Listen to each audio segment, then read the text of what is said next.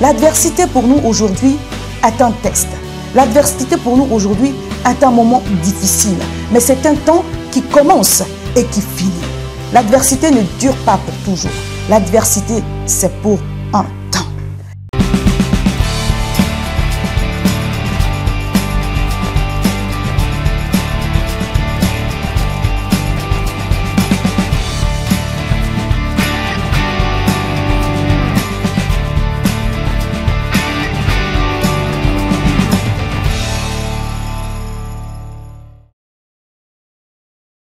Shalom, bienvenue à Style de vie. Je suis le pasteur Armel Kakou. Style de vie est votre émission, une émission qui aborde les thèmes pratiques de la vie chrétienne. Nous espérons par la grâce de Dieu vous aider à établir les fondements nécessaires, les bases nécessaires sur lesquelles vous allez fonder une vie chrétienne victorieuse. Vous savez, dans la vie, nous avons des objectifs à atteindre. Et chaque fois que nous poursuivons nos objectifs, nous sommes confrontés à des oppositions. Des oppositions qui sont là pour nous ralentir et des fois nous empêcher d'atteindre les buts que nous nous sommes fixés, d'entrer dans les bénédictions de nos vies. C'est pourquoi aujourd'hui, nous allons parler de comment tenir dans l'adversité. L'adversité, c'est tout ce qui s'oppose à nous. C'est tout ce qui va dans le sens contraire à ce que nous désirons, à ce que nous voulons. L'adversité, c'est les temps de tempête. Matthieu 27, verset 25 dit « La pluie est tombée, les torrents sont venus, les vents ont soufflé. » J'aimerais dire à quelqu'un aujourd'hui que, qui que tu sois, à un moment donné dans ta vie, les vents vont souffler, les torrents vont venir. Ce n'est pas parce que tu auras fait quelque chose ou que tu seras né dans une telle ou telle famille, mais dans la vie de tout homme, vous regardez dans la vie des grands hommes de Dieu, ils ont connu leur temps d'adversité. J'aimerais encourager quelqu'un aujourd'hui en lui disant, les moments d'adversité auxquels vous êtes confrontés sont là comme un test pour vous, afin de vous façonner, afin de vous donner le caractère nécessaire pour arriver là où Dieu veut vous envoyer. L'adversité pour nous aujourd'hui est un test. L'adversité pour nous aujourd'hui est un moment difficile, mais c'est un temps qui commence et qui finit. L'adversité ne dure pas pour toujours. L'adversité, c'est pour un temps. Quel que soit le moment que tu passes, j'aimerais aujourd'hui que tu comprennes que tu ne vas pas subir l'adversité, mais tu vas tenir avec la bonne attitude. Et c'est cette bonne attitude qui va t'aider à en sortir le plus tôt possible et à grandir au travers de cette adversité. J'aime dire quelque chose que j'expérimente moi-même. Chaque fois que je vis une situation difficile, chaque fois que je traverse un moment difficile, au sortir de cela, quelque chose s'ajoute à moi. Quelque chose plutôt s'attache à moi. Et je vais vous dire une chose. Chaque fois que vous passez par une épreuve, après l'épreuve, quelque chose s'ajoute à vous. Et ça, personne ne peut vous l'enlever. Personne ne peut vous l'arracher. C'est quelque chose qui vous conduit à une maturité. Et cette maturité a pour but de vous amener à tenir là où Dieu veut vous emmener. Je vais vous parler de caractère. Chaque fois que vous traversez une épreuve, Dieu façonne votre caractère. Chaque fois que vous passez par un moment difficile, Dieu façonne votre caractère. Sans le caractère, on ne peut pas tenir une bénédiction. Tout est facile quand on peut entrer, mais il faut quand même apprendre à tenir. Il faut surtout apprendre à tenir la bénédiction dans laquelle Dieu nous fait entrer. Pour continuer, j'aimerais dire, quand est-ce que l'adversité arrive souvent dans notre vie? L'adversité arrive souvent quand nous sommes en train d'atteindre quelque chose de puissant. Jésus a dit à ses disciples, passons de l'autre bord, allons de l'autre côté. Chaque fois que vous allez vouloir passer de l'autre bord, aller de l'autre côté, vous allez être confronté à une adversité. Vous allez être confronté à un challenge. L'adversité ne vient pas dans la vie des personnes qui n'ont rien à faire, qui sont assis et qui attendent de subir. L'adversité vient dans la vie des gens qui sont en train de courir pour atteindre le but de leur vie, pour atteindre leur destinée prophétique. Donc déjà, réjouissez-vous que l'ennemi vous provoque. Parce que si vous n'étiez pas en train d'accomplir quelque chose, il vous laisserait tranquille. Réjouissez-vous, car Dieu a mis quelque chose de grand en vous, qu'il va accomplir, si vous voulez collaborer et coopérer avec lui. Jésus a dit à ses disciples, passons de l'autre bord, allons-y de l'autre côté. Dans Matthieu 18, à partir du verset 18 jusqu'au verset 28. Vous savez ce qui se passait? La Bible dit, dans le pays des Gadaréniens, 2 démoniaques sortaient des sépulcres. Ils se déchiraient pratiquement la peau. Ils étaient tourmentés par les démons. Et quand le Seigneur a dit, passons de l'autre côté, c'est comme si spirituellement, lui et ses disciples, ils entendaient les souffrances des personnes de l'autre côté. De l'autre côté, bien-aimé, se trouve la percée. De l'autre côté se trouve ta joie. De l'autre côté se trouvent les bénédictions. De l'autre bord se trouve la récompense. De l'autre bord se trouve la moisson de toutes les années de semences que tu as faites. C'est pourquoi tu dois tenir jusqu'à passer de l'autre bord. Passer de l'autre bord n'est pas évident. Passer de l'autre bord n'est pas facile. Mais si tu apprends à tenir pour passer de l'autre bord, tu vas entrer, être en rendez-vous avec ce que Dieu a préparé pour toi. Alléluia. Pourquoi l'adversité arrive souvent dans notre vie? Quand le Seigneur a dit à ses disciples, passons de l'autre côté, si vous lisez bien les références que je vous ai données à partir de Matthieu 8 plutôt, le verset 18 jusqu'au verset 28, la tempête s'est levée. Jésus était assis dans la barque. Bien-aimé, Jésus était assis dans la barque avec ses disciples et il dormait. Lorsque la tempête s'est levée, les disciples ont dit à Jésus, « Mais Seigneur, réveille-toi, nous périssons. » Alors Jésus leur a dit, « Calmez-vous. » Il a d'une voix donné l'ordre à la tempête de se calmer et la tempête s'est calmée. J'aimerais vous donner une petite révélation à travers ce passage que j'espère que vous allez lire pendant que nous sommes en train de partager ce moment. La tempête s'est levée ce moment avec Jésus et les disciples dans la barque parce que, bien aimé, la barque ne transportait pas n'importe qui. Dans la barque, il y avait Jésus-Christ de Nazareth, le Fils de Dieu. Dans la barque, il y avait les disciples, mais dans la barque, il y avait aussi le Fils de Dieu. Vous savez, lorsque la tempête va venir, c'est parce qu'il y aura une grande vision en vous. Il y aura quelque chose de fort en vous. Il y aura quelque chose de puissant en vous. Et l'ennemi a peur de ce qui est en vous. Ne soyez pas intimidés par la tempête. Ne soyez pas intimidés par la pluie. Ne soyez pas intimidés par les vents qui soufflent. Mais soyez heureux que Dieu a déposé en vous une grande vision. Soyez heureux que Dieu a déposé en vous quelque chose de fort, du potentiel. Et si vous apprenez à marcher en collaborant avec Dieu, ce qu'il a mis en vous va s'accomplir. Voilà une raison pour laquelle souvent la tempête arrive. Mais la tempête arrive aussi parce que Dieu veut se glorifier. Bien-aimé, vous dites souvent, Seigneur, glorifie-toi dans ma vie. Agis puissamment. Amène ta gloire à se manifester. Mais la gloire de Dieu ne peut pas venir dans la vie de quelqu'un qui n'est pas challengé. La gloire de Dieu n'apparaît pas comme ça quand rien ne se passe. La gloire de Dieu vient pour triompher des œuvres de ténèbres. Quand la gloire de Dieu vient, ça veut dire qu'il y a un problème. Et donc maintenant, Dieu doit se glorifier. Devant la mer Rouge, le Seigneur a fait éclater sa gloire. Parce qu'il a opéré un miracle à travers son serviteur Moïse. Les Israélites sont passés à sec. Donc lorsque vous appelez la gloire de Dieu à venir, sachez que vous allez devoir passer à travers. Vous allez devoir traverser. Et quand vous allez traverser avec la bonne attitude, alors Dieu va glorifier son nom. Donc voyez dans l'adversité quelque chose dans laquelle, une situation par laquelle Dieu va faire éclater sa gloire et va montrer aux yeux des gens qui sont autour de vous qu'il est avec vous, qu'il est avec vous et qu'il vous soutient et qu'il a toujours été avec vous et que c'est par sa grâce que vous allez en sortir. La Bible dit dans Ésaïe 45, verset 7, que Dieu dit que c'est lui qui crée l'adversité. Donc Dieu ne crée pas l'adversité pour nous nuire. Dieu ne crée pas l'adversité pour nous détruire. J'aimerais que tu crois avec moi aujourd'hui que le moment difficile par lequel tu es passé ou que tu es en train de passer n'est pas pour te détruire. Dieu ne veut pas ton mal. Dieu ne veut pas ta faim. Dieu veut te rendre fort et inébranlable. Je veux que tu dises avec moi, je suis affermi et inébranlable.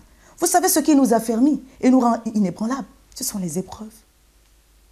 Les épreuves de la vie ont pour but de nous rendre fermes, inébranlables, de nous rendre forts. Les épreuves de la vie ne sont pas là pour nous détruire. Les épreuves de la vie sont là pour nous donner des étapes à franchir jusqu'à la grande promesse de Dieu pour nous. Donc j'aimerais que quelqu'un soit encouragé aujourd'hui. J'aimerais que quelqu'un soit fortifié aujourd'hui. J'aimerais que quelqu'un soit dans la joie aujourd'hui. Parce que ce qui vient devant est grand. Ce qui vient devant est bon. Ce qui va venir après l'épreuve, c'est la gloire de Dieu. Ce qui va venir après l'épreuve sera vu de tous. Parce que le Seigneur permettra que les gens qui vous ont vu dans la souffrance vous voient dans sa gloire. Soyez bénis de croire avec moi. Soyez encouragés de croire avec moi que Dieu veut faire. Il veut faire encore. Ce qu'il a fait J'aimerais dire à quelqu'un aujourd'hui, ce ne sont que les prémices des choses à venir. Des grandes choses arrivent. Elles arrivent pour vous. Elles arrivent pour vous parce que Dieu vous a choisi pour glorifier son nom. Je vais vous dire, vous savez, la vie chrétienne est une succession d'épreuves, une succession de combats, de victoires, de témoignages. C'est un cycle. Des épreuves, des victoires, des témoignages. Des épreuves, des victoires, des témoignages. Et tenir dans l'adversité est un combat spirituel. Parce que le Seigneur ne veut pas que ta vie s'arrête à l'épreuve, mais que ta vie soit un cycle d'épreuves, de victoires et de témoignages.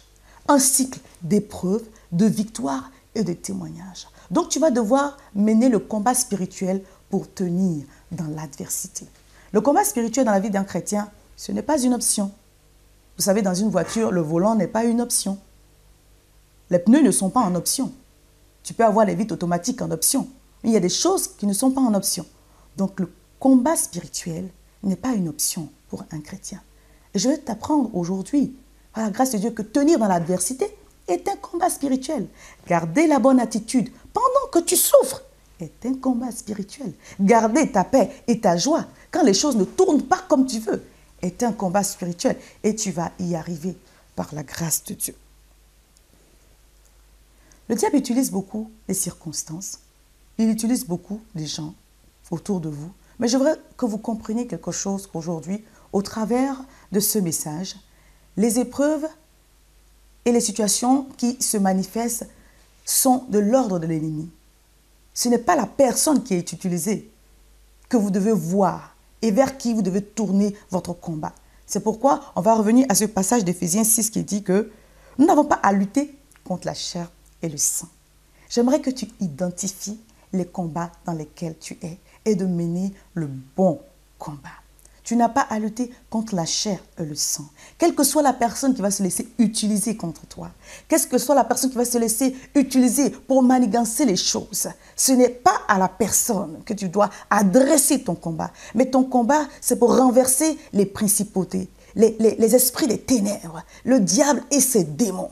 Parce que c'est eux qui sont à la base. Dieu permet l'épreuve, mais c'est l'ennemi, le diable, qui est à la base. Et j'aimerais que tu comprennes la dimension spirituelle de l'épreuve pour pouvoir vraiment avoir la bonne attitude.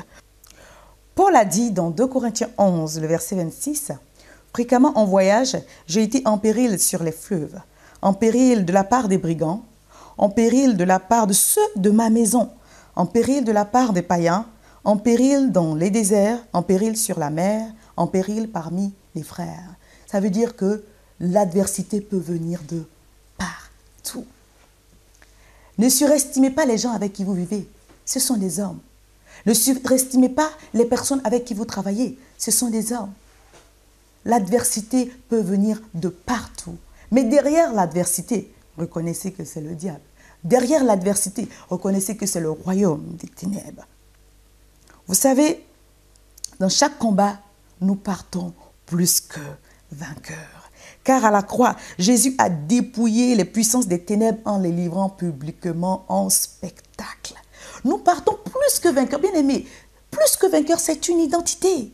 Avant d'entrer dans le combat, je suis plus que vainqueur. Avant que tu n'entres dans le combat, tu es plus que vainqueur. Ça veut dire que tu entres dans le combat avec la seule perspective de gagner. Jésus n'a pas perdu. Il n'a jamais perdu. Il ne va pas commencer maintenant. Il ne va pas commencer à travers toi. Ça veut dire que tu dois savoir que tu es un vainqueur. Tu dois savoir que tu es un vainqueur. Je veux vous dire une chose. Savoir vaut mieux que sentir. Il y a des situations dans lesquelles tu ne te sens pas vainqueur. Je suis d'accord avec toi. Mais je veux te dire une chose. Que tu le sentes ou non, tu es un vainqueur. Parce que Jésus est en toi. Et il a vaincu à la croix quand il a dit « Tout est accompli ». Tout est accompli. Il a mis les principautés sous tes pieds. Il a mis les esprits des ténèbres sous tes pieds. En toi, Jésus est. Ça veut dire que tu es plus que vainqueur. Quand il dit plus que vainqueur, bien aimé, pour moi, c'est une révélation qui est très forte. Parce que nous ne sommes pas seulement vainqueurs, nous sommes plus que vainqueurs. Et si nous commençons à habiter la fonction du plus que vainqueur, alors nous allons remporter des victoires extraordinaires dans notre vie. Nous sommes des plus que vainqueurs. Tu es un plus que vainqueur. À partir d'aujourd'hui, j'aimerais que tu t'appelles plus que vainqueur. Parce que tu n'es pas seulement vainqueur, mais tu es plus que vainqueur. Tu es plus que vainqueur. À la croix, Jésus a dépouillé les puissances en les livrant publiquement en spectacle. Il a acquis pour toi ce que tu espérais aujourd'hui. Il a déjà fait il y a plus de 2000 ans. Il a déjà fait. Aujourd'hui, c'est de pouvoir t'attacher à cette victoire et de la rendre manifeste par ton obéissance aux principes. Je reprends en disant, savoir vaut mieux que sentir. Parce que c'est ton esprit qui sait. Ton âme sent, mais ton esprit sait. Si tu aimes la parole, si tu désires la parole, si tu cherches la parole, alors ce que tu sais va te rendre plus fort que ce que tu sens. Parce que nous sentons tous, hein. Nous sommes encore des hommes. Nous ne sommes pas devenus des esprits, j'aime bien le dire. Nous sommes encore des hommes. Donc quand quelque chose nous fait mal, c'est normal qu'on sente que ça nous fait mal. Si je me pince là, je vais avoir mal. Mais au-delà de tout cela, nous avons une identité spirituelle. Nous sommes des plus que vainqueurs. Donc nous devons connecter notre esprit, connecter la partie spirituelle de nous qui est revenue à la vie lorsque Jésus est mort à la croix pour nous, à nous attacher aux promesses de la parole, à nous attacher aux promesses de la victoire, en sachant que nous partons dans ce combat, dans n'importe quel combat, avec la victoire. Celui qui part dès le départ en étant vainqueur, bien aimé, il va arriver vainqueur. Il faut partir avec la bonne position. Il faut partir avec la bonne attitude du plus que vainqueur. Donc soyons conscients de notre victoire spirituelle. Paul a dit dans Ephésiens 1, le verset 3, nous sommes bénis de toutes les bénédictions spirituelles dans les lieux célestes en Christ. Mais bien aimés, nos bénédictions qui sont spirituelles dans les lieux célestes en Christ doivent se manifester sur la terre. Ça veut dire que ce que le Seigneur a acquis pour nous, ce que le Seigneur a gagné pour nous, c'est quelque part dans les lieux spirituels. C'est comme un casier que Dieu a pour nous au ciel. Mais notre casier ne va pas être plein jusqu'à ce que nous retenions au Père. Nous devons emmener toutes les bénédictions spirituelles que le Seigneur a remportées à la croix pour nous, à se matérialiser dans notre vie. Et c'est notre part. Ça veut dire que quand nous rentrons dans le combat, le Seigneur veut nous éprouver. Le Seigneur veut nous éprouver. Parce qu'il y a notre part et il y a la part de Dieu. Et j'aimerais vous dire quelque chose, vous savez. Dieu, il est du côté de l'impossible. Il fait ce qui est impossible. Ça veut dire que lorsque nous sommes dans le combat, Dieu attend que nous fassions ce qui est possible. Dieu attend que nous fassions ce qui est en notre mesure, dans nos capacités. Vous savez, quand vous avez un enfant qui a 5 ans, ou qui a moins que cela, lorsqu'il vous demande à boire, vous allez dans le frigo, ou vous allez prendre le verre pour le servir. Mais lorsqu'il a 14 ans, qu'il a 15 ans et qu'il veut boire, il ne va plus vous demander à boire. Il va lui-même se servir. Donc le Seigneur sait, en fonction de notre niveau de maturité spirituelle, à quel niveau nous sommes, surtout ce que nous pouvons faire. Bien-aimé, dans cette épreuve, je suis sûre qu'il y a des choses que tu peux faire. Parce que lorsque le Seigneur va commencer à te parler, comme il te parle aujourd'hui, il va te donner un plan d'action. Parce que le Seigneur va te dire, mon fils, ma fille, voici ce que je veux que tu fasses. Après que vous ayez atteint votre niveau de ce que vous êtes capable de faire, alors Dieu prend le relais. Dieu prend le relais de l'impossible. Il savait que devant la mer Rouge, il fallait qu'il manifeste l'impossible. Vous comprenez? Il savait que dans la fosse lion, il fallait qu'il manifeste l'impossible. Mais vous devez avoir l'attitude de faire ce qui est d'abord possible. Il ne faut pas attendre une délivrance sans avoir une part à faire. Parce que nous avons toujours notre part. Et maintenant, la part de Dieu vient après. Il dit, humilie-toi et lui, il t'élèvera. Ça veut dire que tu auras toujours quelque chose à faire, mais selon la parole de Dieu, selon l'instruction de Dieu, selon ce que le Seigneur te dira et te montrera à faire. Et cette part-là, j'aimerais que tu sois d'accord avec moi, que quel que soit ce que le Seigneur va te dire, tu vas le faire. Dieu agit. Je veux vous dire une chose, Dieu est puissant. Le Seigneur n'est pas seulement puissant, il est tout puissant. Mais il agit dans la vie des personnes qui veulent faire quelque chose. Les bonnes choses n'arrivent pas dans la vie des gens qui sont assis dans leur salon ou couchés dans leur canapé à attendre, à subir. Les bonnes choses arrivent dans la vie des personnes qui poursuivent, qui provoquent leur miracle. Cette situation, tu peux en sortir si tu le veux aujourd'hui. quelque chose va se passer. Le processus de sortie va commencer pendant que tu es en train d'écouter ce message. Je ne suis pas en train de te promettre quelque chose d'automatique, mais je suis en train de te donner, les secrets pour sortir de la situation dans laquelle tu te trouves aujourd'hui. Parce que le Seigneur voulait que le peuple traverse, de l'Égypte jusqu'à Canaan, 11 jours de traversée. Mais ils ont fait 40 ans. Ça veut dire que le temps que tu vas passer dans cette situation, le temps que tu vas passer dans cette épreuve, dépend de toi. Et je sais par expérience que c'est notre attitude qui accélère la sortie des épreuves. C'est notre attitude qui accélère la sortie des temps d'adversité. Si tu crois avec moi, aujourd'hui, le Seigneur va écourter le temps pour toi. Si tu crois avec moi, aujourd'hui, il y aura un temps d'accélération dans la manifestation de la grâce de Dieu. Parce que le Seigneur va voir dans ton cœur le désir d'en sortir. Et surtout de vouloir faire ce que Dieu veut que tu fasses. Lorsque l'épreuve vient, bien-aimé, elle attaque quoi? Elle attaque ta détermination. Elle attaque ta foi. Elle attaque ton espérance. Et c'est ce que je veux et je souhaite rebâtir dans ta vie pendant que je suis en train de parler. Que ta détermination revienne. La battante et le battant qui était en toi doit revenir. Que ta foi revienne. La foi, c'est l'assurance des choses qu'on espère. Elle doit revenir. Ton espérance doit revenir. Quelqu'un ne peut pas faire ou se lever pour dire, Seigneur, je veux faire. Si son espérance, sa détermination sont venues à bout. Parce que l'ennemi l'a acculé. Aujourd'hui, quelles que soient les choses que l'ennemi a fait pour t'acculer, tu peux en sortir. Mais il faut que ta détermination, il faut que ta foi et ton espérance en l'Éternel reviennent et prennent position. Je veux que quelqu'un dise aujourd'hui, je suis décidé à en sortir. Je veux que quelqu'un dise dans son salon, parle-moi, pasteur Armel, parce que je veux sortir de cette situation.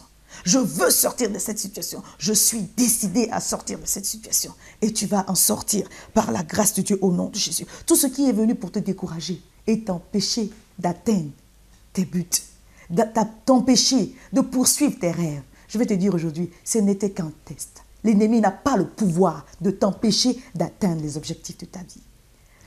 Il a le droit de te tester, comme il a testé Job.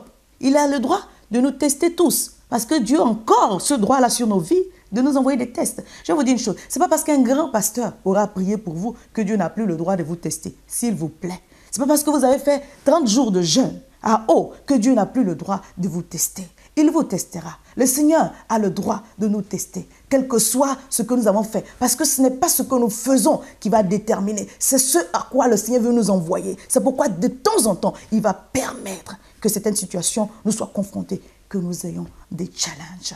Mais ces challenges-là ne sont pas là pour nous décourager de poursuivre nos rêves. J'aimerais dire à quelqu'un, poursuis ton rêve, parce que tu vas l'atteindre. Poursuis ton rêve. Poursuis ton rêve. Crois encore, car c'est possible. Tout est possible à Dieu. Crois encore que Dieu veut faire quelque chose. Le vent contraire qui vient lorsque tu es en train de courir, bien aimé, ce n'est pas pour te détruire. Ce n'est pas pour t'empêcher de poursuivre, mais c'est pour te challenger. Et j'aimerais que tu t'accroches. J'aimerais que tu t'accroches. Parce que quand tu as une grande vision, alors Dieu fait de grandes choses. Il est important de comprendre comment tenir dans l'adversité. Parce que quand on apprend à tenir dans l'adversité, alors on ne tombe pas dans la dépression. Beaucoup de gens aujourd'hui tombent dans la dépression. Beaucoup de gens aujourd'hui ne savent pas comment traverser les moments difficiles. Mais bien aimé, les moments difficiles sont là pour qu'on les traverse. Pourquoi le Seigneur n'a pas pris Israël pour le transplanter directement à Canaan? Parce qu'il faut qu'on traverse. Il faut que tu traverses. Il faut que tu apprennes à traverser. Mais il faut que tu apprennes à traverser avec la bonne attitude.